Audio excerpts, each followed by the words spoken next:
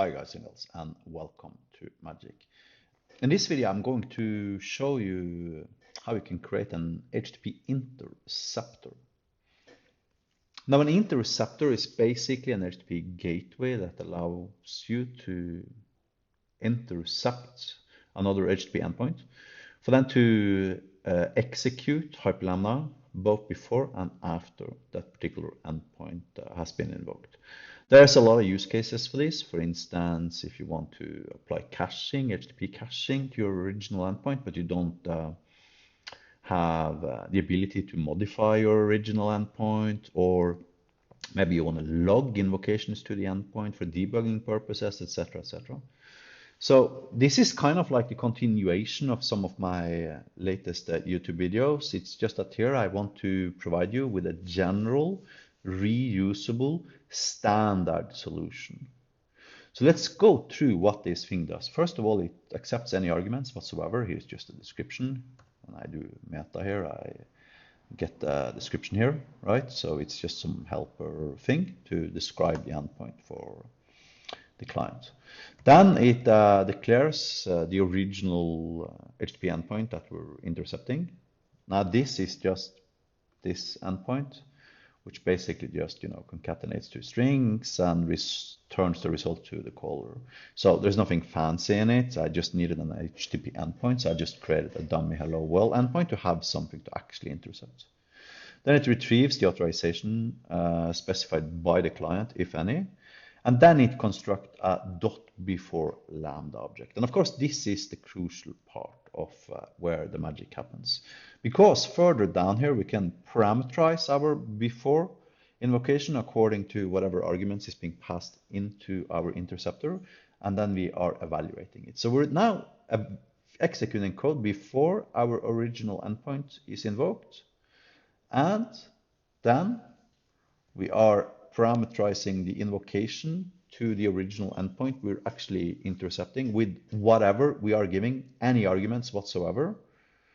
And then we're checking to see if the client applied an authorization header. It might not, right? However, if it did, we just forward that authorization header's value into the intercepted endpoint. And here it invokes the original endpoint that we declared up here, the URL to, with an HTTP post invocation. Of course, you can change this to patch or put or delete or get or whatever as you see fit. But here it's passing in the content type. And then if we have an authorization header, it's also going to be an authorization header here in the headers collection. Then we're converting. And here is our payload, and this is where we basically add every single argument passed into our interceptor into this thing here now. And then we are sanity checking the result of the intercepted endpoint. If it's not succeeding, we are logging an error and we're throwing a public exception with a status code of 502. And then we are executing a Lambda object after the intercepted endpoint was being invoked. Now, if we go to, since we are doing the same on since we are doing everything on the same machine, then we can do log.info foo endpoint was executed.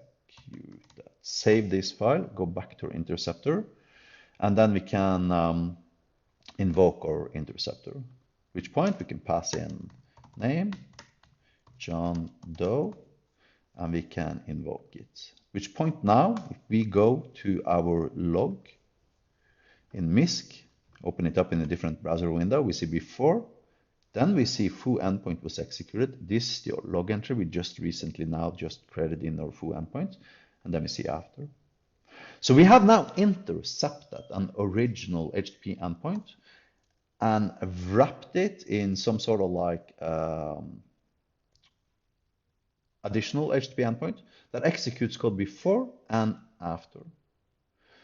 This, for instance, allows us to do all sorts of interesting stuff. We can, for instance, attach additional stuff, adding additional stuff to return to the client. Add :x: dot slash asterisk slash return by interceptor : this result was created by our interceptor. Now, of course, we might want to actually do this, for instance, up here in our, maybe in our after object, and then save the thing and execute it, and do name, Thomas Hansen, invoke, and as you can see here now, we're getting additional data returned to the client. So it allows you to, for instance, let's say you have like 2-3 different HTTP endpoints or whatever, and you want to create an aggregated result, for instance, or you want to do whatever before and after, or before or after, then the HTTP interceptor allows you to do just that. So anyways, there is going to be an article that I'm going to link to in the description of this YouTube video, to where you can check out this code. I'm going to be publishing both the interceptor.post.hl file here and the foo.post.hl file. So you can click the link if you want to copy my article and play with it. Thank you for watching. Have a nice day.